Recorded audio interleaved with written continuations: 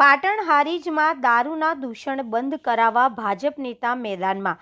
જમણપુરમાં દારૂના અડ્ડા બંધ કરાવવા પૂર્વ કેબિનેટ મંત્રી દિલીપ ઠાકોરની પોલીસને રજૂઆત। ઠાકોર સમાજના આગેવાનો અને ગ્રામજનોની હાજરીમાં પૂર્વ મંત્રી દિલીપ ઠાકોરે પોલીસને કોલ કરી રજૂઆત કરી। જમણપુરમાં ચાલતા 3 દારૂના અડ્ડા બંધ કરાવવા પોલીસને રજૂઆત। જમણપુરમાં દારૂના અડ્ડા બંધ નહીં થાય તો જનતા રેડ કરીશું। પૂર્વ કેબિનેટ મંત્રી રિપોર્ટર પંકજ સાધુ, પાટણ હારીજ।